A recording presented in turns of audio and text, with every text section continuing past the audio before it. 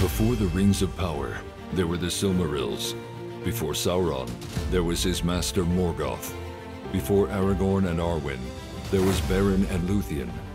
Join us as we explore Tolkien and all the ages of Middle-earth with your hosts from theonering.com, Jonathan Watson, Michael Grumbine, and Dan Coates.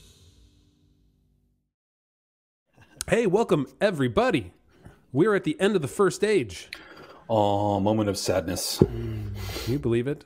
But yet it's such a short age. Yeah. How did we get here? By the end of this chapter, the entire land that we spent our days learning about and all of its geography will be gone. So sad. So sad. That right there, speaking such doom onto our proceedings today, is Michael Grumbine. Michael, nice to see you today. How you doing? And Dan chuckling at my pithy prose. That's me. I'm the guy that chuckles. Wearing the awesome Legend of Zelda: A Link to the Past. You like that? Nice. Which version is that? That is the Super Nintendo. Oh, the Super Nintendo. Never played the Super Nintendo version. You know, when I was in second grade, I got the Super Nintendo for Christmas, and I probably spent, I'm not proud of this, but I think I probably spent like a solid year just playing that Zelda game. Wow. Like every spare moment, if I wasn't doing homework or something, it was playing Zelda. That's amazing. Back when games were good, you know, I got the, like when I had a Wii and you could get the original Legend of Zelda. Yeah. For the Wii, and I bought it one evening, like, this is, I think when my kid was like my 13-year-old, probably like a dozen years ago. He was like 1, and I was just staying up late, and I finished the entire game in one night. It took me like 4 hours. Wow. Because I remembered so much of it, and I was like, oh yeah, I can go here, and then here's where you burn the bush, and oh, here's where you move the gravestone, and then here's the hidden part up into the mountains where you can get the. And so I just remembered all of it, and because I had played it so much as a kid. And I was so disappointed when I finished. I'm like, oh, that's actually a really short game compared to games these days. Wow, that's the first one on NES. Yeah, the first NES one. Oh, gold cartridge. Yeah. Back in the day. That was it's probably a short game, but it's so opaque. Like it doesn't tell you anything. It just drops you in and says, figure it out. And it says, go in the cave and here, take this. It's dangerous out there, or whatever that frame is. Anyway, go take this. Legend of Zelda, Elves, and Octoroks, all born still out of Tolkien's world. I messed up. I thought I was in exploring Tolkien. Apparently, I've been exploring Nintendo. exploring Hyrule. Wow. All right. So we will explore. Game. So we're gonna explore. We're at the last chapter of the Quenta Silmarillion, the end of the First Age. And it's been guys, I can't, like, it's hard to imagine that we're actually closing this up. And in the meantime, I think our first podcast was like May 15th of last year, somewhere right around the middle of the May. So in between, like, doing this podcast, these episodes of the Silmarillion, and then also the Rings of Power, and then some of the interviews and other things like that, we've come a long way. I think we'll try and figure out maybe something special. Maybe we'll do a Torque Inquisition for each of us on the 1-year anniversary, and we get to ask. We'll make it free for everybody and can ask ourselves the questions from the comfy chair. Confessions from the comfy chair? Confessions from the comfy 3 chair. confessions at once. It sounds very Catholic to me. Yeah, definitely. Confessions from the comfy chair. See, it's important. We have to get that in every once in a while. I spent a lot of time putting that together with It's impressive. Yeah, it's fun. Anyway, all right. So hey, if you are here, I would love it if you like the show, even if you hate the show. Hey, go to iTunes, I don't know, Apple Podcasts, wherever you do it nowadays. It's been changing over so many years, I don't know anymore. But go there, give us a 5-star rating, leave us a little review, let more people know about it. And now that our name isn't an obtuse thing like Window on the West, we're now exploring Tolkien, it's a lot easier to find us, I'm hoping. And we start climbing the ranks a little bit more easily when people actually do a search for Tolkien or Lord of the Rings. But do we want to be popular, or are we happy in our obscurity? No, I don't want to be obscure. What are you talking about? It's more fun to be obscure. We don't want to say sell what we out. want. We don't want to sell out. We want to be punk rock, right? That's right. You can be punk rock and not scraping food off the trash can in order to eat, right? You can actually... Wait, in my house?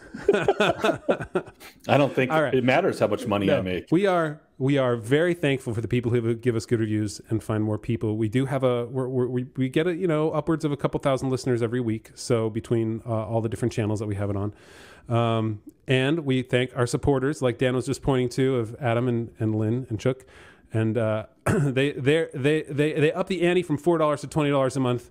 And get a little bit more from it. But if you enjoy this, if you want to see our half-hour, probably or so, a longer podcast where we give more details about what we think of what we read and deal with some questions from folks, you can do the $4 a month. Just go to theonering.com/members or member and sign up there. First month is free, so you can listen to 4 weeks of the extended podcast. If it's not your thing, then go ahead and cancel. Listen to us field semi-personal questions, which is always fun. That's right, and we let our hair down a little bit at the end of it. We don't feel like we have to be, on, so to speak. It's for the special people, the people who really love us.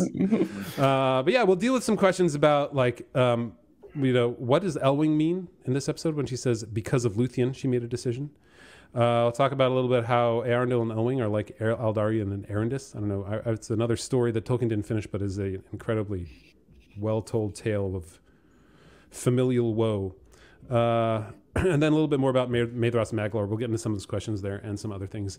But before we jump into this, I know, Michael, for you, the percentages, the genetic percentages have been bothering you. So hold on. This is the kind of thing. We have to give an intro to this because today, this is our... All that is gold does not glitter. So, Michael, what is as glitter? It turns out, okay, Eärendil, who is going to be one of the subjects of this monologue, it does in fact glitter quite a bit, as we find out. He twice in this chapter has said that he does glitter. So I don't know if it's all this gold does not glitter, but whatever it is, what it was me being slowly bothered over the weeks as we had read the story of Beren and Luthien, which is back in chapter 19, all the way to chapter 23, which was last week, where we kept referencing how elvish or how human the various ancestors of Eärendil and Elros and Elrond are. And it was something that, as a kid, I thought to myself, I was a simple child, and I thought half-elven meant you were half-elf and half whatever else it was, usually human. But it turns out not so much. Now, so for this particular segment, I'm just going to say, yes, we understand Tolkien was not all about the genetic percentages. It wasn't about exactly 50-50, fairly close in some cases, but it is interesting, the lineage of the various ancestors of Eärendil and Elrond and Elros, his sons.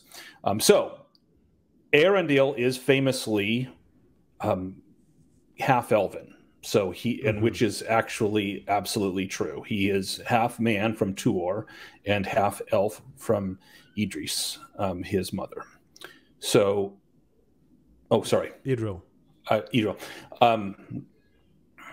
Did I say he's half elven? Yes, he's half man. That's from correct. Tuor. Yes, yes, from Tuor and Idril. So yes. he is truly half elf, and so there's no vacillation there. But famously, for most people that read Tolkien, Elrond is called half elven, and he's the one that, in fact, is not in at all half elven. So I did the numbers. Bottom line, here's the way it goes. You follow from Eärendil, Elrond's father, and Elros' father. They get a quarter man and a quarter elf. Okay. Elwing is the complicated one. As everyone knows, it's always the woman that's complicated. Oh. So Elwing is very complicated. And what it boils down to is because of the various ancestors. Well, before I give the percentage, the fractions, let me first say to Jonathan that we, in fact, were talking about we have a correction of kind to make. So in our previous episode, we talked about how Luthien was actually, when she died, she was a man, or she was because she was remade as mortal. But that was bothering me, so I went back and I read the text, and I've come to the conclusion that she is not, in fact, a man. She is mortal, but she is still elven, and that from two passages. But first, it's from chapter 19, so it says it's talking about the choices that Manwë gave to Luthien. So the first choice he said was that she would be released from Mondos and go to Valimar, there to dwell until the world's end among the Valar, forgetting all griefs that her life had known. And thither Beren could not come. But the other choice was this, that she might return to Middle-earth and take with her Beren, there to dwell again, but without certitude of life or joy. Then she would become mortal and subject to a second death, even as he, and ere long she would leave the world forever, and her beauty become only a memory and song. And then, so she becomes mortal, but her elven nature is reiterated, because he says, first in this chapter, he says, he hums it was like that? That's amazing. I mean, there's a lot of singing. So it was that, alone of all the Eldalier, she has died indeed and left the world behind. So she is considered an Eldalier. And then furthermore, in the chapter that we are about to read, it references the blood. So what you're saying is she identifies as mortal, but yet she's still elven, even though she's trans. She's trans elf. That's right. She's trans elf. Trans man. She's trans mortal. Yeah, transmortal. That sounds like a cool toy. Transmortals. She is transmortal, okay. But actually she's not. She's because she's mortal in truth. But in the lineage where they were talking about where at the end of the chapter that we're about to read, it also references her blood. It says, "For they were sons," this is they being Elrond and Elros, "of Elwing, Dior's daughter, Lúthien's son, child of Thingol and Melian, and Eärendil, their father, was the son of Eärendil Celebrimbor." So it's referencing, I'm sorry, I forgot to read the first part. "And from these brethren alone has come among men the blood of the firstborn and a strain of the spirits divine that were before Arda." So what it's claiming is that from Lúthien came the blood of both. She's the only one that has the spirits divine, which is she is actually Maya. Right. And because her mother is Melian. And so if she was in fact remade as a man, even though she's mortal, she's remade as a man, then she wouldn't have that blood. She would be a man, and then and all of her blood would be used. So she is in fact even in her second life, where she has her son Dior. Yeah. She is actually an elf, well, half elf, half Maya. That makes her son Dior a quarter Maya. That makes his daughter Elwing. Wait, so Dior is a quarter Maya, a quarter elf, and half human. Correct. Okay. So that's Dior. That's remember Elwing's dad. He of the very first fashion accessory. Yes, I'm not going to let that one go. So then the daughter. So, but Dior married an elf, Nimloth, who was a relative of Celebrimbor in Doriath, and so his daughter Elwing gets half of her genetics are from her elven mother, and then from her father she gets a quarter human, an eighth Maya, and another eighth elf, which makes her 5/8 elf, 1/8 Maya, 3/8 human. Does that mean 62.5% or? I'm sorry, 1/4 human. Sorry. Yeah, 62.5% elf. Right. She. Now, go down one more generation. Now so the Elrond the half elf is actually from his half elven father and his mixed up mother. He is 9/16 elf, 3/8 human, 1/16 Maya. Wow. So the actual lineage of Elrond and Elros. Not quite half. Henceforth. Let's say, one more time. 9/16 elf, 1/16 Maya.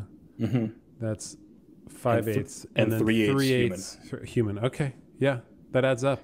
Crazy. So it turns out that Elrond and Elros are just super confused. That's what they are. But they actually have Maya in them, and they're a lot more Maya than Elizabeth Warren is Native American, so there's that going for them. Well, by Tolkien's own naming, like saying half elven for Elrond, maybe Elizabeth Warren would be half Native American. That's right. No. She's really hoping for the Tolkien mode of rating genetics. Of genetic nomenclature. So now that I've put Dan to sleep, we can move on from this segment. Wake up, Dan. Come on. Didn't count. No. I know. But after all these, it was always bothering me because I presumed originally when I first met Elrond in The Hobbit, when I was a kid, I thought it was half elf. Yeah, Turns out not. That was a lie. That was a lie. He's instead of 8/16, it's 9/16. 9/16 elf, 1/16 Maya, 3/8 human. You can imagine Tolkien putting there, like calling him Elrond the 9/16 elf. Probably wouldn't have worked so well. Doesn't have quite the gravitas. He's like, 9/16. Yeah, that's close enough to half. Let's just go with half, guys. Tolkien no one knows what mine. I know. Yep. He's so untrustworthy. So he's untrustworthy author. He's 56% elf. Not. Slightly more. All right. Class. Any questions? We good? Woo! Whew, now that we lost half our listeners. This is the most thing I've learned in the entire Silmarillion is that. Most useless. There you go. That is the most useless trivia that we have ever given you. All right, I don't know. Is that good enough for a big thought today or not? Or should we move into... Dan's lost his big thought. Dan's like big thought. He's like, I don't know. My big thought is like... I lost it all. I just have numbers floating in my head. Dan's big thought: I will never do another podcast with Michael again. Nothing this in depth. All right, Dan, here we go. You ready? I'm ready. Dan's big thought. Make it good now. It's the last one of the Silmarillion. The last first age big thought. Yes, and I'm promising no math. All right. So I've got two thoughts this week, and I'll try to keep them both brief. So it's not two big thoughts; it's just two thoughts. Okay. So my first thought is, as someone who is reading the Silmarillion for the first time, this was definitely a difficult read through, but it was rewarding. And I think the only way I was able to make it through through reading this is because the podcast was holding me accountable to read it. I think that I probably would have dropped off, and maybe some other people out there would maybe feel the same way. Everybody who's read Lord of the Rings or seen the films first or whatever, like almost everybody, like large in the bell curve, it is a huge amount of people drop off from the Silmarillion from reading it. I did. Yeah. Everybody I know, I don't know if you ever did, Michael, the very first time you picked it up, but there are very few people that go through it and be like, oh yeah, no, this is great. It's exactly like the Lord of the Rings, because it's not what you expect at all. Yeah, and so my first big thought is I wonder if Tolkien would have even published it in this form, or if he would have rather have made standalone story arcs like the Children of Húrin, and have that be a part of the bigger story, like he does this in Lord of the Rings, where Aragorn is explaining to Frodo the story of Beren and Luthien through a song. And I wonder if he would have done things like that, where just little shorter stories that complete the full arc. I'm glad we have the Silmarillion, but like for me personally, it was super hard to read, especially when you're reading all the genealogies and all the names and all those effing elves, and a lot of the earlier stories, they're setting up things that happened hundreds of years later. So it's such a difficult read through. So if anybody who's made it this far to this episode, congratulations, you've made it. I've made it. We made it together. Yeah. So that's my first thought. Second thought, and I like to do my sermons, right? So I'll keep this to be like a mini sermon, just related to this chapter alone, that evil, even though it seems super powerful and overwhelming, and it's basically Morgoth in his victory over the elves of Beleriand, he's thinking, I've won. I've got everything I want. But in the end, evil doesn't pay. And we see the ultimate end of Morgoth in this chapter. As powerful and as overwhelming as his victory seemed, it's when good decides to act, it's over, and it's over pretty quickly. And the other thing I noticed in this chapter is that Eärendil, he operates in this chapter like a priest. He's very much like okay, so for Christians, Jesus is our high priest. He assumes our nature, and he represents us before God the Father. And it's really interesting to me that the Valar will not accept anybody in their courtroom to hear the case of the Noldor unless someone is both a man and an elf. and we see Eärendil fulfill that. He is both elf and man, kind of like how Christ is both God and man, truly God, truly man. He's truly elf and truly man. Whatever the math numbers are, I don't know. You said you weren't going to bring that into here, but he basically he acts like a priest in that he represents.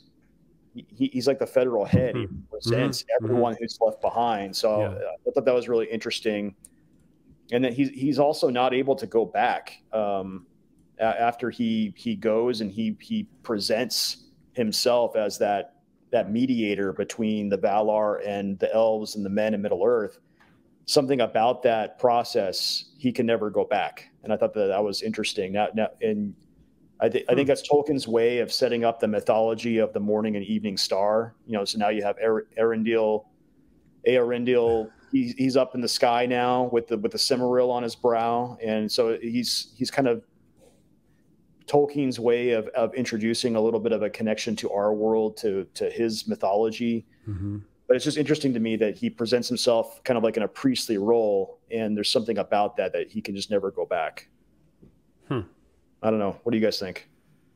I love it. I think as mediator between Christ being the mediator between God and man, it's clear. I think there's a clear metaphor there with and type there of Eärendil as a mediator between the gods, small g gods, and of the Valar, the ones that have been given stewardship of the earth and man. I've always found fascinating. What I've always found fascinating about that, Dan, is why is it that Eärendil had to be man as well as elf? Because the doom of the Noldor was a Noldor thing. I mean, that was their fate because of their horrendous decision and murder, the kinslaying, and the rejection of the Valar and the authority of the Valar. And so, why is it that the Valar required the representative to plead the case be both man and elf, or be able to represent both men and elves? I have a thought of my own on that, but I'm not satisfied with it because it's always been a fascinating question to me. So, I've never thought of it in priest-like terms, but I can certainly see it now. And I don't think that Tolkien was trying to create a through line to say that he is a mediator in the same way that Christ would be the mediator, right, between the. But I would say that he's a type. Exactly. His life and his beliefs inform what he writes. It doesn't dictate what he writes. Does that make sense? That's right. Yes. You mean from Tolkien's perspective? From Tolkien's perspective, like I don't want people to think like there's a like Eärendil is a priest of sorts. It's not an allegory, is what I'm trying to say. No, it's not. But it is a Christian myth, as Tolkien says, to quote him, unintentionally at first and then intentionally in the rewriting. So it is not intended to be completely separated from what Tolkien saw as the truths. But as far as was he writing it as a one-to-one, was he writing Eärendil as Christ? Right. I don't think so. I think it was a myth in which he believes that myths, of course, as we've discussed many times, he believes myths contain the deepest truths in them. And so since one of the deepest truths is the coming of God and the mediation between God and man, coming of God to earth and mediation, then there's going to be some types of that in his mythos. But there's many differences. Eärendil is, of course, not perfect in the slightest, and there's many more ways in which Eärendil is not like Christ than the ways that he is like Christ. But there is that interesting mediator role. Yeah. Well, I'm going to start with there's a lot to talk about here, and one of the most interesting lines, which maybe once we get to it, is Eonway's greeting to him. Anyway, we'll get to that. But I thought we could also start with, and I'm sure what Dan you brought up, we're going to continue to talk about in this episode.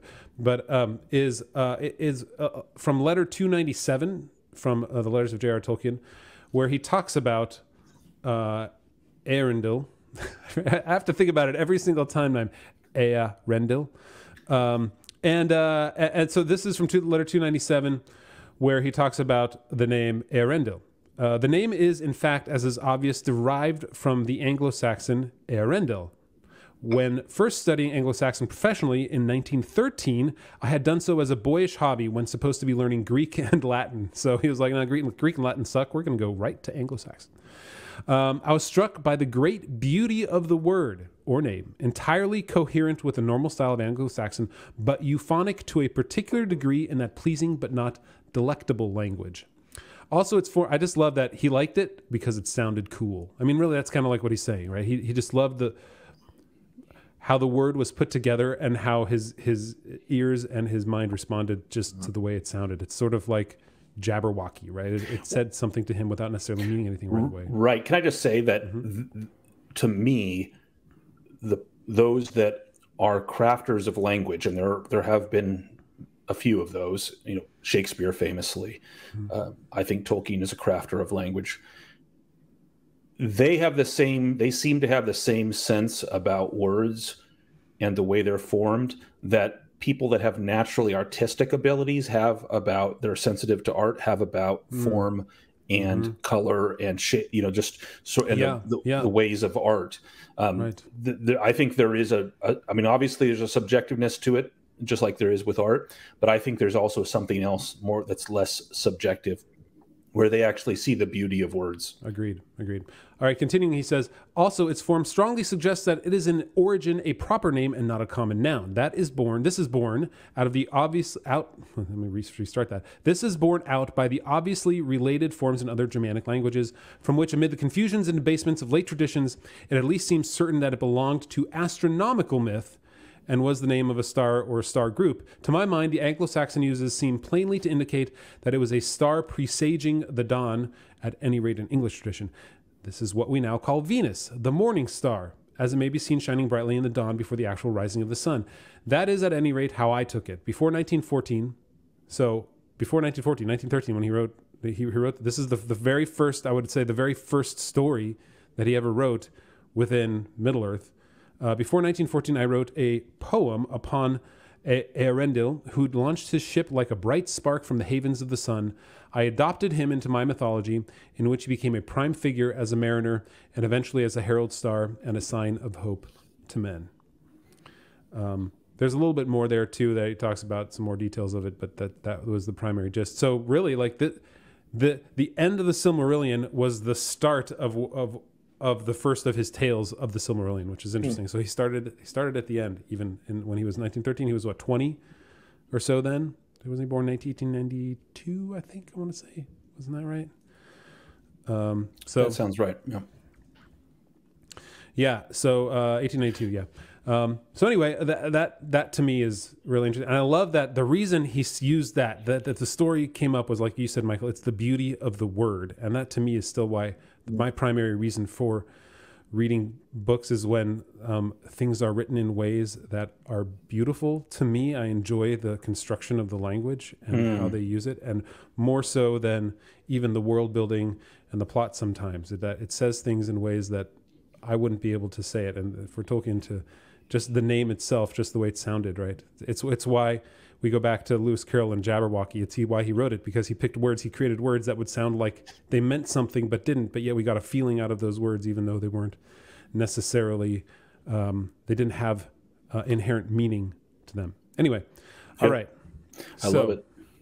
Getting started with Eärendil. So how about why don't we lay out the arc of this whole chapter of what happens, and then we can delve into the parts you had mentioned earlier off camera, Jonathan, that we have kind of two parts. The first part is the seeking of Eärendil the mariner, the seeking for, and it's interesting because it says that he has two reasons, two purposes grew in his heart, says Tolkien, blended as one in longing for the wide sea. He sought to sail thereon, seeking after Tuor and Eärendil, who returned not. And he thought to find perhaps the last shore, and bring ere he died the message of elves and men to the Valar in the west, that should move their hearts to pity for the sorrows of Middle-earth. So one of his reasons is simply, yes, he's seeking after Tuor and Eärendil, but it's basically sea longing. Like he desires to sail into the west because that's where his father and mother sailed off, but it's the ocean, and he's there. So he's a great mariner. So he seeks and does not find for a long time, and then his wife comes to him Elwing comes to him through a variety of through a tragedy. That and he does in fact succeed at that point. He goes to Valinor, makes his plea, which is accepted by the Valar, and we can talk more about that. And then the Valar come to Middle Earth and bring war to Morgoth, and Morgoth finally finds a foe that he cannot overcome, and Morgoth is defeated. Ultimately defeated. He is in fact chained in the timeless void, so he is removed from Middle Earth entirely, and then the tale ends with the final fate of the remaining two of all the Silmarils actually, but with the remaining two especially. So, and obviously that means that's the end of the Silmarillion, because we're done with the Silmarils. So the rest of the story of Tolkien's world has to come in by different names, but that's the general arc. Yeah. So how about that first part where we're talking about the last remaining colony of the Elves in Middle Earth, basically in Beleriand anyway, which is at the mouth of the Sirion, and the isle off of that of Balar, I think. Yes. And so it was interesting because it just seemed to me like they're all just hanging out there, I don't know, waiting for Morgoth to take them out, I guess, ultimately. They're just trying to live they're in the Bay of Balar. Yep, there you go. You got the map up there. Everywhere else in Beleriand is all of Morgoth's except for some of Osiriand and Tauri Duinath. And that's it. Everything else is Morgoth's. And yep. Yeah. And so they are there, and they're there with the last remaining Silmaril. They're there with the Silmaril, the only Silmaril that Morgoth does not have, right? Right. So Elwing has the Silmaril, and just to recap, then Elwing is the granddaughter of Beren and Luthien, and so she has married Eärendil, who is the half-elf son of the Tuor, the most elvish of men, and Eärendil, the princess of Gondolin. Daughter? Right? No, Turgon's daughter, right. Yep. Turgon's daughter. Yes, right. So let's talk about so Maedhros hears that they have the Silmarils and eventually they need to go there. I think the most interesting line that Tolkien wrote about the Silmarils in this whole chapter is that so this is right near the beginning. Elwing and the people of Sirion would not yield the jewel to Maedhros or Maglor, who are the only at this point. Are Amrod and Amrah still alive? Yes. So there are four remaining at this point. But there are three sons of Feanor have been killed already in the Near Ninth Ornor yet. And then okay, and so which Beren and Luthien had won, and Luthien had worn, and for which Dior the Fair was slain, and least of all while Eärendil. Am I saying that right? Their lord was on the sea. Eärendil. For it seemed to them that in the Silmaril lay the healing and the blessing that had come upon their houses and their ships. So to them, the Silmaril wasn't like it was the objects that bound Feanor's children to the oath that caused the destruction of the world. But to Elwing, in the Silmaril lay the healing and the blessing that had come upon their houses and their ships, which is really interesting. And they say the blessing that had come upon their houses and their ships, but they've been destroyed. Like they're at the very end of the world, so to speak. Right, they're right up against the shoreline. So this blessing, the healing. It's so curious to me that that's what he chose to write there about the Silmaril. So the healing must be a kind of spiritual healing, because they seem to have some sort of happiness, even though they're basically the last community of elves in Beleriand left, and their time has got to be limited. They've got to know their time is limited. Yeah. So that must be the healing. They feel like the Silmaril, with the light of Valinor in it, is the source of that. That is interesting. That's a very interesting passage. Yeah. But you know, I think there's also some prophecy in that they knew that it was the Silmaril needed to be born in some way back to Valinor in order to speak to the Valar. I mean that perhaps the healing and the blessing that have come on their houses and their ships. It's a weird. I don't fully understand exactly what he meant by it, and honestly, this entire story of the destruction of Beleriand and Eärendil and everything. It seems so brief, and I think Tolkien meant it to be so much more to it that I think he never got to finish. Right. You could imagine in this tale, this first few paragraphs of this chapter, you can imagine another story the length of, Yeah, absolutely. Sons of Turin, right, or even, and we'll talk about this at the end of like Aldario and Eärendil, and that Elwing didn't want. She wasn't a huge fan of Eärendil going out and being a mariner, but yet we hear later Eönwë say of mariners most renowned, and I'm like, yeah, but we didn't get anything about him really being a mariner in this part of the story. It feels unfulfilled. It feels incomplete to me. Right, because it says literally. Tolkien says, after describing Vingalot, the foam flower, which is the ship that Círdan built Eärendil, he says, in the lay of Eärendil is many a thing sung of his adventures in the deep and in lands untrodden, and in many seas and in many isles, but Elwing was not with him, and she sat in sorrow by the mouths of the Syrian. Yeah. So clearly I'm picturing sort of like the Odyssey, sort of, the adventures on the ocean of a great hero going from island to island, ultimately not finding what he was seeking. Yeah. So what happens then is that the Feanor sons hear of that, and then we have the third of the great wrongs, where they came down suddenly upon the exiles of Gondolin and the remnant of Doriath, there at the mouths of Sirion, and destroyed them. Right. I used to like Maedhros. Yeah. Right. Yeah. He had a little upswing of his poll numbers went up in the middle of the first age, but now he comes back. So there's only 4 sons of Feanor remaining: Maedhros, Maglor, Amrod, and Amras. Amrod and Amras are slain in this kinslaying. Interestingly, even some of the Noldor switch sides and are killed with. They fight against the sons of Feanor, and they're slain. Círdan and Gil-galad come too late from the Isle of Balar. Elwing has already thrown herself into the ocean with the Silmaril rather than let it fall back in the hands of the sons of Feanor. And Maedhros and Maglor take Elros and Elrond, the children of Elwing and Eärendil, to themselves. But Ulmo once again decides, hey, you know what? This is not how I want the story to end. So he bore up Elwing out of the waves and gave her the likeness of a great white bird, and upon her breast there shone as a star the Silmaril, and she went out and saw Eärendil. Go ahead.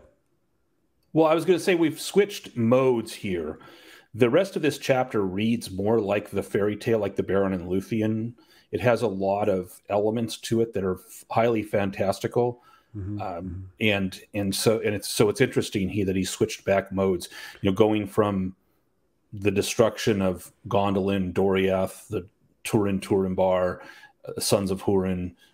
It's all, we were in the mode of tragedy, and now we've switched back to the mode of legend and fairy story, and creation myth ultimately. Right, and I mean the Valar themselves are taking a direct hand, so they are characters again, and not in just the way that Ulmo was this sort of, sometimes in Greek plays you'll have one of the gods appear and say something or do something, and they're technically characters, but they're only characters in the sense that they set up the architecture of the story rather than usually playing much of a part in the story.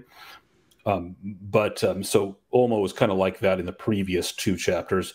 Now he and the rest of the Valar are actually not main characters, or at least secondary characters, and everything else is more like a fairy story. So Elwing finds Eärendil.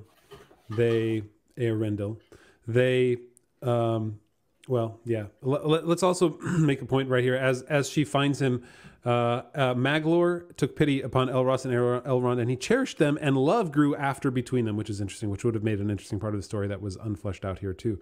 So there is some sort of, positive relationship that Elrond and Elros ended up having. Which is really messed up because totally messed up. There's a little bit of Maedhros and Maglor slaughtered all his people, all Elrond and Elros' people. A little bit of what's that Stockholm called? syndrome. Stockholm syndrome. There you go. Yeah, going on there. Elrond Stockholm victim. So Eärendil makes it to Valinor. He makes it to Tol Eressëa with Elwing at his side and 3 other mariners. He sends them back. And as you pointed out before in previous weeks, he comes upon a time when there's a festival again. Like there's Always with the festivals. It's always with the festivals. What's up with that? I don't remember which festival this was. However, he gets there and nobody's around, and he's like, dude, where is everybody? Why is it so quiet? Which is a little weird, which would be pretty creepy and eerie. I'm not sure. Do you feel like that's on purpose, that it's empty because they know he's coming, or it's empty just because it's a festival? I don't think that it's empty because they know he's coming. I'm not going to say I don't think some of the Valar might not know he's coming. There might be some that Olmo definitely knows he's coming. Well, yeah, and I think Eärendil, right? Let's get to his line, because he greets him with such fanfare. What? Yeah, you want to bring up something else? I have a silly line, which okay, comes with the all that was gold does not glitter. So Eärendil is walking through this empty streets of Tirion. He walked in the deserted ways of Tirion, and the dust upon his raiment and his shoes was a dust of diamonds, and he shone and glistened as he climbed the long white stairs.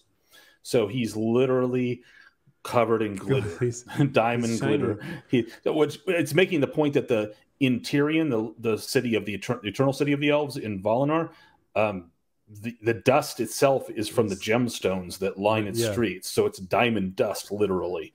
So if you're going to walk through the streets and get dust on your shoes, it's going to be diamonds. Yeah. Weren't also the shores like the gems were like, it was like the sand on the shores were the gems that they had crafted as well, or something along those lines? Wasn't that? That's right. Yeah. So eat your heart out, Paul Simon. Diamonds on the soles of his shoes. Oh, geez. All right. So Eärendil says this when he sees him. It's been quiet. He's walked upon the green hill of Tuna, and he says to Eärendil, "Hail, Eärendil of mariners most renowned, the looked for that cometh at unawares, the longed for that cometh beyond hope. Hail, Eärendil, bearer of light before the sun and moon, splendor of the children of the earth, star in the darkness, jewel in the sunset, radiant in the morning." I mean, geez, these are like crazy superlatives.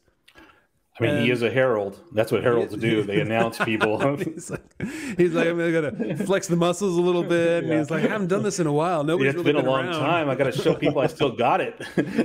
I still got the herald thing going on. But I feel like that the greeting that he has to him feels like he's a what? Like, I didn't hear about any of this here that he did. I don't know. He was a mariner most renowned, or he was the splendor of the children of the earth, a star in the darkness and jewel in the sunset. We know why that is.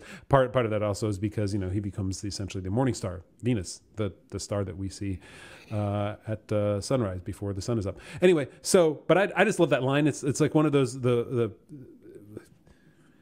descriptive terms that he uses for Eärendil. I think they're beautiful, and honestly, the way that in the audiobook for the Silmarillion, read by Martin Shaw, the way that he reads it is read with such fanfare that I think it comes across incredibly well. Nice. All right, so Eärendil greets him, and they summon Eärendil to the powers of Arda, Tolkien writes. And then they summon Ulmo, because Ulmo's been, he's got his fingers stirring this up for a while now, so I guess we got to bring him out here. Is he going to actually come up out of the sea? How many crustaceans will he be bringing out into the shores with him? We're going to have to worry about that. And eventually, I don't know how much we want to get into this here, but well, we should probably read the paragraph where they give the judgment. First, there's this funny debate. Like, it sounds like lawyers debating in a courtroom between Maedhros and Ulmo, and they're giving arguments. It is told among the elves that after Eärendil had departed seeking Elwing, his wife Maedhros spoke concerning his fate. And he said, "Shall mortal man step living upon the undying lands and yet I just live?" have this look of a courtroom right now with him sitting there and Maedhros going, Should mild mortal man step upon living upon the undying lands and yet And then Ulmo stands up and was like, objection, for this he was born. Ulmo raises, objection, and seaweed comes flying off his hand. "For this he was born into the world, and say unto me, whether is he Eärendil Tuor's son of the line of Hador, or the son of Eärendil, Turgon's daughter, of the elven house of Finwë?" So, Ulmo's making a legal argument here. he's not saying have pity. He's saying, well, you call him a man, but is he a man or is he an elf? Yeah, right. It could be a man, could be an elf. So if he's an elf, then he doesn't have to die for stepping on this immortal shores. And Mondo says, equally the Noldor, who went willfully into exile, may not return hither. It's like, you don't wrong argue. elves, kid. Yep. Nice try, but you don't argue technicalities with Mondos. He doesn't lose on the technicality side. But interestingly, when all was spoken, Manwë gave judgment, and he said, in this matter, the power of doom is given to me. So he's now saying, right. So you're talking about mercy, Olmo. You're talking about justice. This is the way I read it. You're talking about justice, Mondos.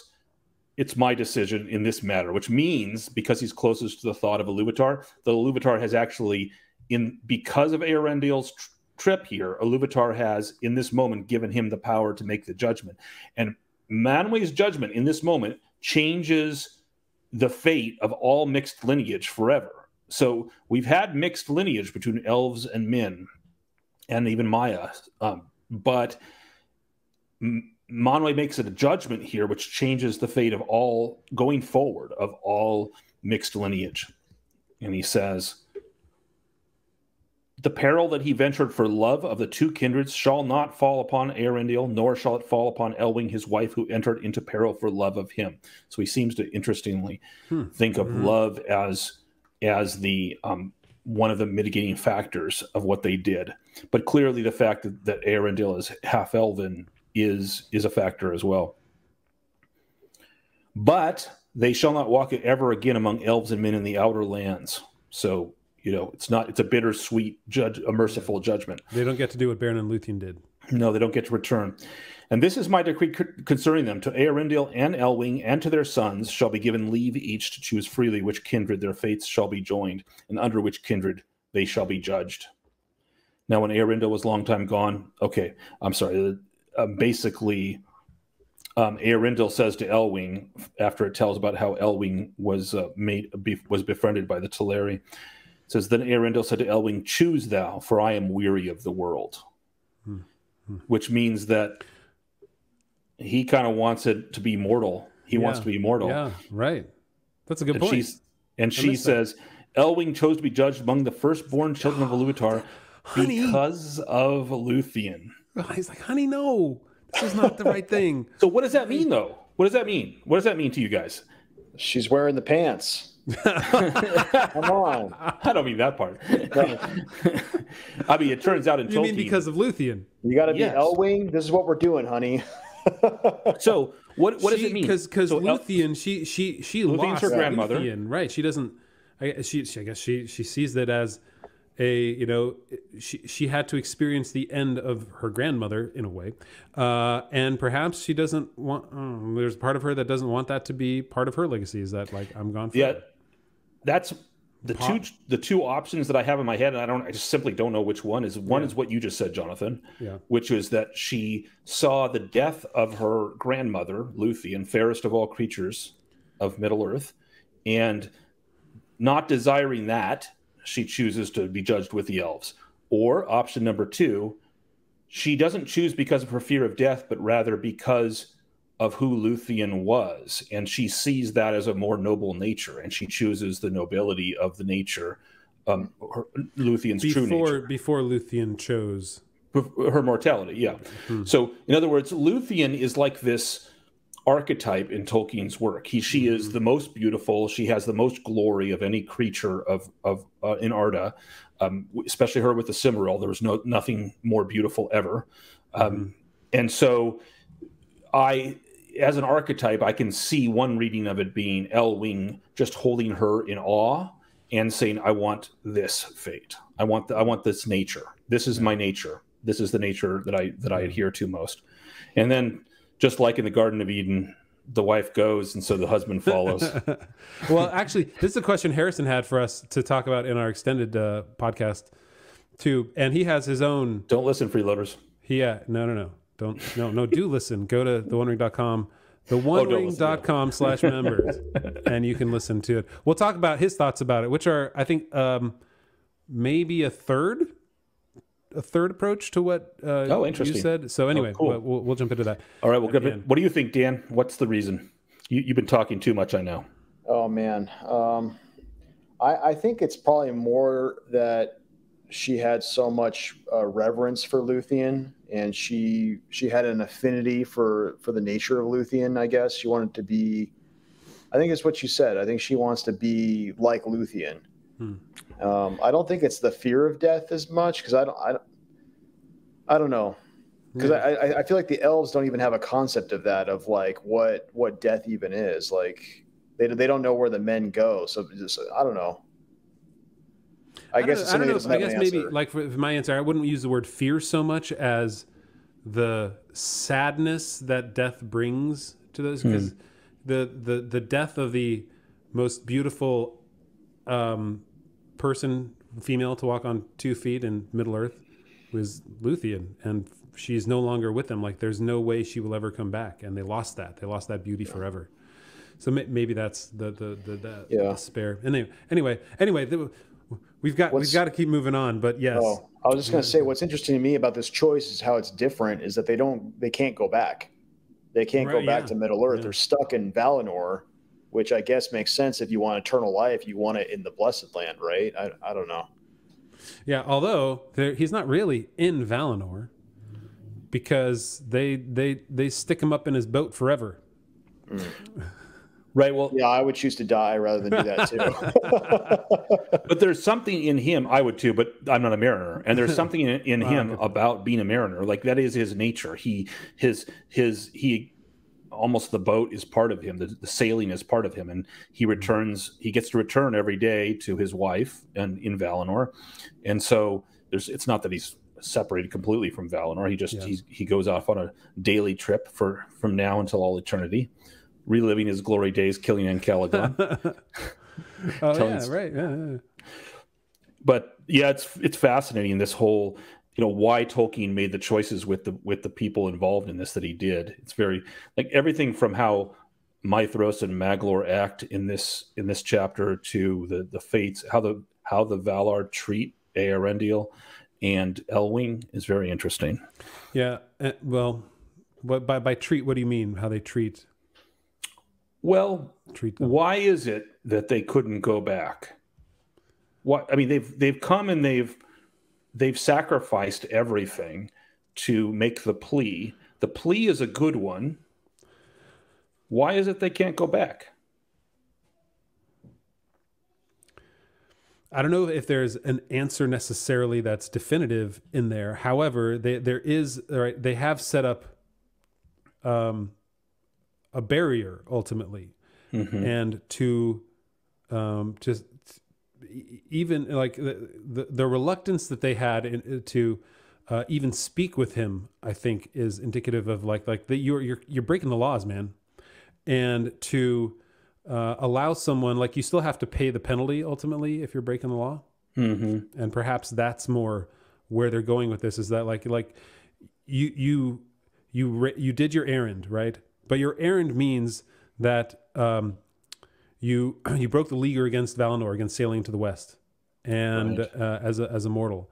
So this is your choice, and this is what you have left. I agree with you. I think that's really good, Jonathan. I hadn't considered that, and it actually rang true. It rings true with another theme. So everything in Tolkien, not everything, but most things in Tolkien have echoes, right? So there's another story that most people who have read the books are familiar with that this is an echo of, right?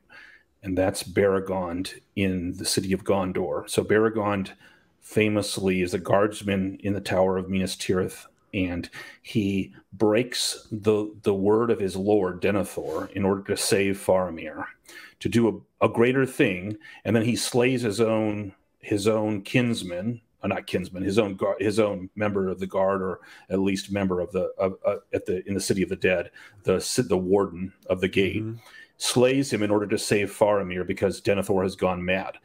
His action is a good one and is recognized as that, and yet at the end, when Aragorn becomes king, he is exiled. He has to be exiled, and he is exiled, as it turns out, to Ithilien, I believe.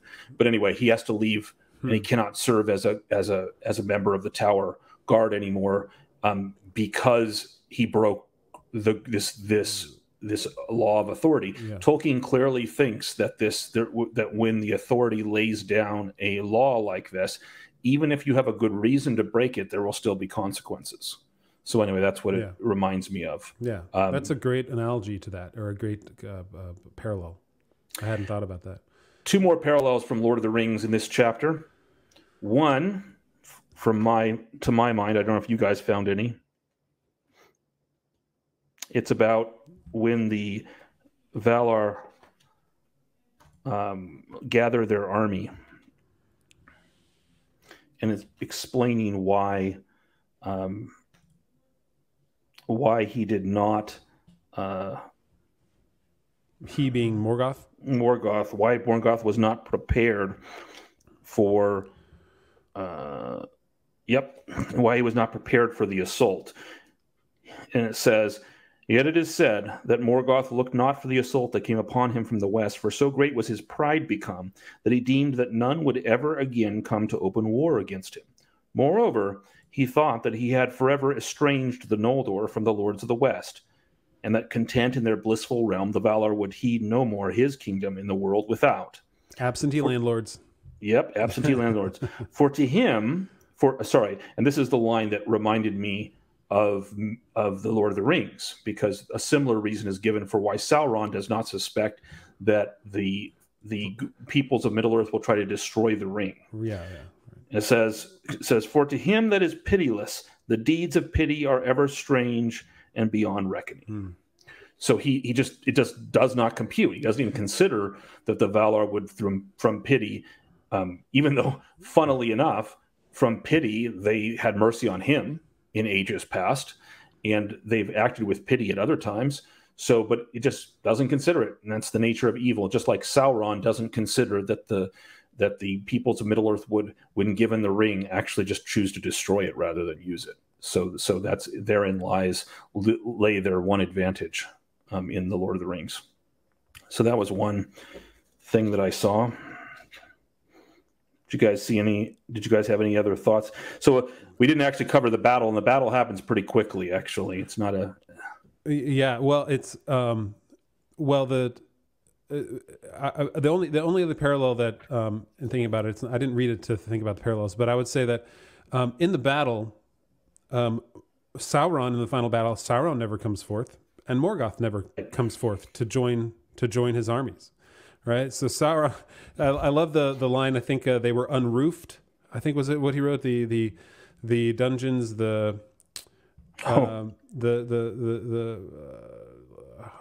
like that line. All the pits of Morgoth were broken and unroofed, and the might of the Valar descended to the deeps of the earth. And there Morgoth stood at last at bay, and yet unvaliant. I love that. He just unvaliant. He didn't have anything. So he was right. He wouldn't even come out. He never, like, think about this. After Ungoliant, like he didn't even fight there. He was never the fighter. He was the mover. Well, he fought Fingolfin. Yeah. He fought Fingolfin, right? But even then, he was afraid. But he never, like, in the great battles, he never joined the battles. He was never there. He was always cowering, and he would loose out, his winged dragons and all the orcs that were burned like straw in a sudden flame. Or yeah, orcs get dissed pretty big time in this. People get a mention. It's pretty cool, actually. There's only one thing that Morgoth has that actually pushes back the armies of the Valar, which are the release of the flying dragons, which are a new thing. All the dragons before this have been flightless worms, and now he's finally got an army of flying dragons, and those actually push the Valar back. But the Balrogs are all destroyed. The earth, uncounted legions of the orcs perished like straw in a great fire, or swept like shriveled leaves before a burning wind. That's so great. Swept like shriveled leaves before a burning wind. That's another great line of prose that Tolkien writes, because you just imagine them like, here come the Valar, and these little things are running, and there's like, whoosh, just gone. There's nothing left. It's the ash, the gray ash of the orcs is peppering the plains there. But yeah, that was another. I mean, that was another analogy. Was there something else that you had? It's a small moment. It's near the end. So it's in a very odd place. So they win, Now, the mechanics of what happens next are a little fuzzy and don't quite work. Here's what I mean. But nevertheless, they happen, and so we have to sort of work with what we've got. We're told that, first, there's the great moment, that my kids all love, which is Eärendil comes in his flying ship and he battles the greatest dragon ever to exist, Ancalagon the Black. And it says when he fell, but Eärendil came with shining white flame, and about Vingalot were gathered all the great birds of heaven, and Thorondor was their captain, and there was battle in the air all the day and through a dark night of doubt. It's a great scene, a great sentence, through a dark night of doubt. Before the rising sun, Eärendil slew Ancalagon the Black, mightiest of the dragon host, and cast him from the sky, and he fell upon the towers of Thangorodrim, and they were broken in his ruin. The towers of Thangorodrim are mountain peaks, so he actually changed the geography as he fell. That's how that's how large and how terrible was his fall. So and with that, the Valar win. They, as you read before, Jonathan, they harrow the depths of Angband, and they chain Morgoth and cast him into the timeless void. And so they've won, right? Thus an end was made of the power of Angband in the north, and the evil realm was brought to naught, and out of the deep prisons a multitude of slaves came forth beyond all hope into the light of day, and they looked upon a world that was changed.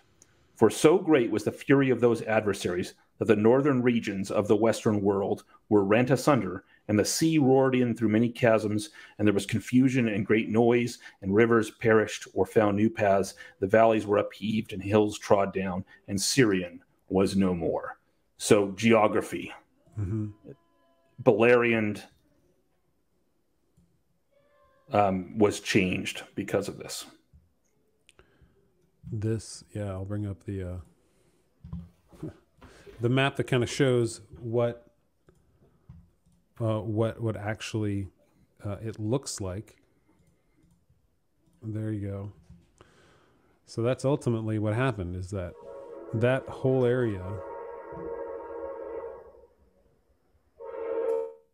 Thanks. Train tracks. That whole area is gone. It's like so up here, Anfalglith, up here further north of Anfalglith is the Thangorodrim, where Ancalagon the Black smote the towers in his fall from the sky, and it changed. Now here's the interesting thing: is like how many people died in this here? Was it a slow change as the seas crept in, or was it a sudden cataclysmic destruction that changed the borders of the world, or the borders of the earth? Because they came forth, right? They came forth and they saw the world was changed. So I don't know. Maybe I'm nitpicking here and looking at things that aren't really that important. But what did happen is the Valar took the Silmarils. And decided not to take him back to Valinor right away, to their own dismay, or perhaps to the prophecy that is necessary for them to be in their rightful places. This is what I was thinking about. It doesn't make sense from a technical perspective, because we have Eonwë in his camp, and he is refusing. So, imagine this is like ultimate chutzpah, right? So the War of Wrath has come. The Valar have come to Middle-earth. Morgoth has fallen. Much of the lands of Beleriand has been destroyed and is underwater, or soon to be underwater. And so much destruction, so much death. And the good guys have won. So they're in their camp, presumably recovering, gathering people, celebrating maybe. And up come the two remaining sons of Feanor. And they're like, dang it, give us the Silmarils.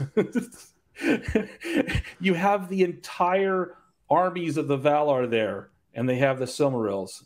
And what's interesting to me is that the Valar leave this whole task to Eonwë. They don't take a direct hand themselves. They leave their herald to handle this. And Eonwë handles it in a really weird way. reminiscent a little bit of the Valar of old, where he just sort of underestimates evil. He does like, nope. He says, nope. The only way you're getting him back is if you come and stand judgment back in Valinor for the crimes that you've committed. And then if Manwë says to give him back, then I'll give you the Silmarils back. And it's interesting here. I would think Maglor was the one who said his heart was sorrowful and he desired to submit, and Maedhros is the one now who's like, no. Right. Maedhros has gone full. Yeah, never mind. I won't use the phrase, but he's gone full baddie at this point. Yeah. And he's like, nope. It's almost like he has a death wish. It's almost like they want to die, because they invade the camp at night. They slay the guards because they haven't done enough kin slayings. They got to slay some more elves. They slay the guards. They take the Silmarils, and they're immediately caught. And they're like ready to die for the Silmarils. And then so it's almost like they want to die. Yeah. And then Eowyn's like, no, please leave. We're not gonna kill you. Why? Why does Eowyn not let if anyone deserved death at this point of the elves, it's Maedhros and Maglor, who have. I would think like he's like, I am not going to continue in this the death that the Silmarils bring even more darkness onto them than the sons of Fēanor already have. And maybe he knows also the way it's going to end. Right. Roughly. He could have been given a command and say, no matter what happens, do not slay anyone in the holding of the Silmarils. Right.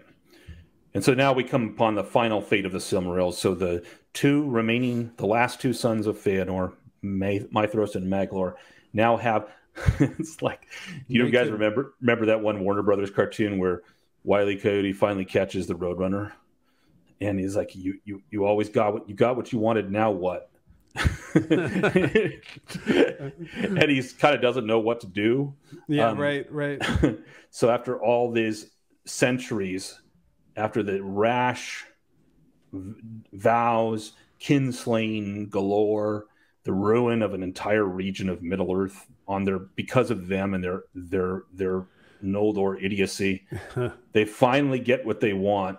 Each of them's got a Silmaril. So neither of them can hold on to it because the pain is unbearable. They could not endure the pain of holding it. And so Maedhros, he comes up on a lava chasm and is like, all right, I'm done. Woohoo! And he yeets himself right off into the lava. That's the technical term. Yep. Yeah. Yep.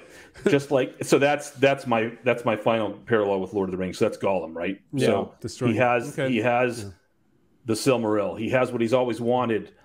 It's in his hands finally after all and he's evil. He's fully evil. He's gone the circle from being a good elf back in Valinor, and he's now completely corrupted, and he can't bear it. And he, in slight differences. Obviously, Gollum didn't intend to throw himself off. Was it before? Was it before he cast himself into the lava that he fought with a Balrog and created, or whatever it was, and created the mithril on top of the mountain? Was that before or after in the Rings of Power? No. All right. Sorry. I find that conversation that Maedhros and Maglor have to be very interesting. What did you like about it, or interesting? Find interesting? Just that they're talking about whether they should go through with this plan to take the Silmaril by force, and they're talking about, they basically say like, well, if Manwë and Varda themselves deny the fulfillment of the oath, which we name them and witness, is it not made void? So aren't they? They're kind of debating among themselves. Isn't our oath over? And then they say, well, Maedhros answers and says, no, we also invoked Iluvatar, so it's actually still in effect. And they have this moment where they realize they're damned if they do and they're damned if they don't. And Maglor says, if none can release us, then the everlasting darkness shall be our lot, whether we keep our oath or we break it, but less evil shall we do in the breaking. And so he's basically arguing like, well, since it's either way, we're gonna. They think they have this belief that if they break their oath, that will curse them forever. But Maglor has the moment of like a realization. Well, if that's true, then why don't we do less evil? How about we not kill people to steal the jewels back? Yeah. And then it just says they decided to do it. And yeah. Maedhros like, have you seen my one hand? Like Maedhros the one-handed was like, look, I lost one hand. I'm about to lose the other one. It's like, don't you just want to hold on to the Silmaril? Yeah. It is an interesting discussion, and yet he yielded at last to the will of Maedhros. It seemed so brief and sudden that he seemed. There could have been more of a discussion regarding why did he yield. At least was it just the will of Maedhros that forced him into saying, "Yes, you're right. We cannot escape our own commitment to this doom upon us." To this oath that has hounded us. Because how common is that, right, in Tolkien, where evil, the greatest evil is done by finally at the end of the day, all the good reasons, all the beauty, all the truth is on one side, and the other side, what is there? There's a will to do the wrong, and that's it. That's all that's left. The will of Sauron, the will of Morgoth, in this case, the will of Maedhros. Yeah. And that's it. Will to evil, as Augustine says. Escape it. Yeah, and then we find out that Maglor was a great singer. Like, where'd that come from? So the only other one. Notice this. Isn't this interesting? Hilarious, in fact. Tolkien never has a chapter without singing. In this chapter, here it's a sorrowful end of the world kind of like. And the two greatest singers of the elves, who are they? They're two losers, Maglor and Daeron. Daeron, who was jealous of Luthien back in Doriath, and was chased off the cliff, tried to sabotage Beren. So that's funny. He was named. So he was the greatest of the singer of old, whereas Maglor was mighty, second best. So still, he was still only second best. Also ran first loser. And it's still said that he wandered ever upon the shore, singing in pain and regret beside the waves. That's kind of a little bit of a to me, that that's the sound of the torment of the caves that whistle with the wind, so to speak. Right? That's what I imagine. It's like the. I agree. That's where it's a little creation story there for that. And thus it came to pass that the Silmarils found their homes, one in the airs of heaven with Eärendil, one in the fires of the heart of the world with Gollum. With Maedhros. Yeah, and one in the deep waters with Maglor, who could not stand the pain and cast it into the waters. And so it's somewhere in there. So maybe Ulmo knows where that is in the. You know what I just noticed is it doesn't actually tell about the death of Maglor. So yeah, no, he just continued. They don't know. He just sang in pain forever.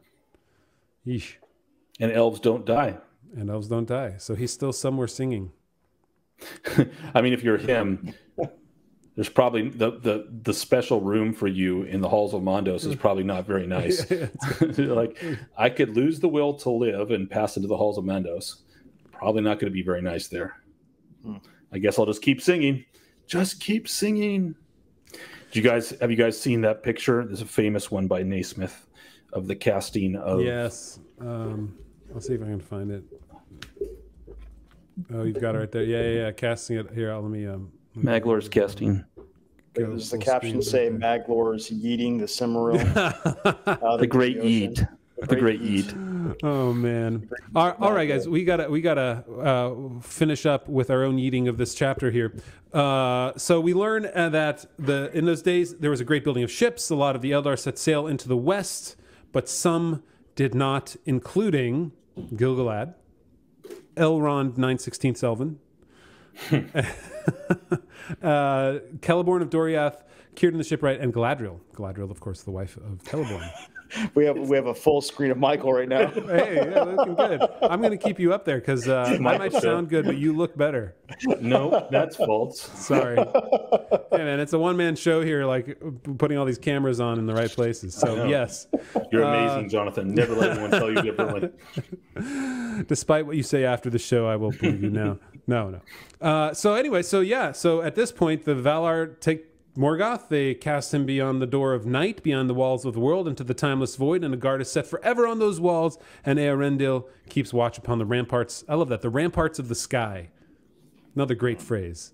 I love the way he said. Yet the lies that Melkor the Mighty and accursed, Morgoth Bauglir, the power of terror and of hate sowed in the hearts of elves and men, are a seed that does not die and cannot be destroyed, and ever anon it sprouts new and will bear dark fruit even unto the latest days. In other words, Tolkien, and there are no happy endings. Yeah. The end. Yeah, the small stories might have happy endings, but the big story, it's a tale of destruction and woe up until the very final battle, until the end of the world. And so that's the end. I mean, that's it. So Morgoth is gone. Sauron turns into Halbrand. And we sorry. Yeah, I just still don't know. How did Amazon talk about get how that there? works? How does that work exactly? How does that work? Yeah, no. Anyway, and so the last thing that's written is, I don't know if Tolkien writes this, or if it'd be interesting to know if it was Christopher Tolkien that writes the closing, where he says, "Here ends the Silmarillion." Right, this is the official end of the Quenta Silmarillion. The book itself still has the Akalabeth of the Rings of Power in the Third Age, but here ends the Silmarillion.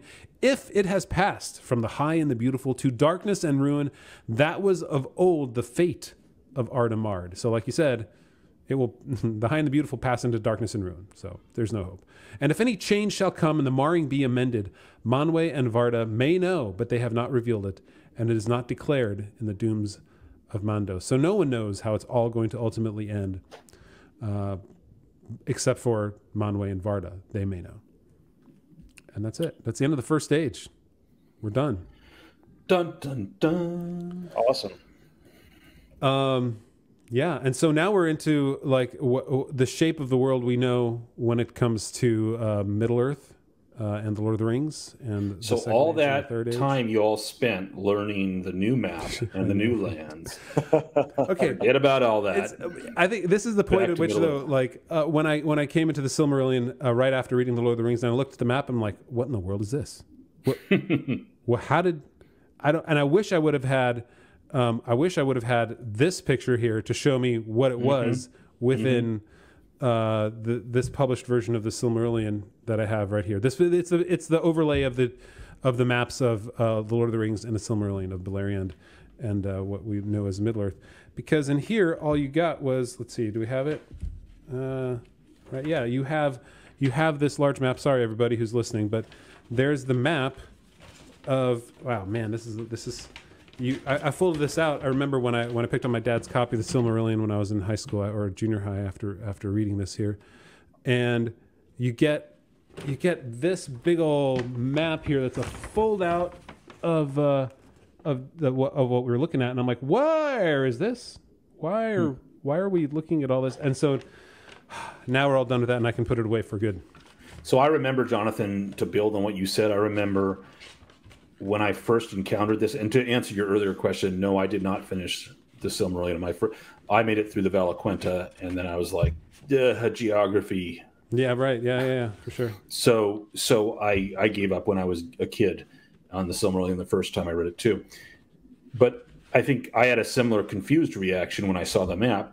And the reason I realized later, the reason I had that confused reaction is because the map looks actually quite similar. Beleriand's general shape is very similar to Middle-earth's general shape. In other words, the submerged lands, if you look at the coastline, the general shape of the coastline, you're right, where they angle to the northwest, and as they come down, there's an out jutting and then a big bay, and there's even a large great river that runs north and south that ends in the bay, and Anduin in Middle-earth and Syrian. Right. So it actually looks. So I was like looking at it going, okay, so did one become the other? Are these the old names? And then I was like, no, the mountains are different.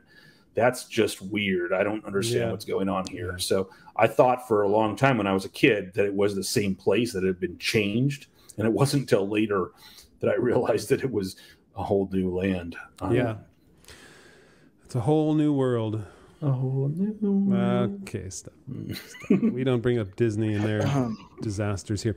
So anyway, all right, guys. Like we can actually, after an hour and 20 minutes, we can jump into our extended podcast. If Thanks for the journey with us. Enough for you guys, and you love hearing our voices, you can hear them for. Then there's something really wrong with you, but join us anyway.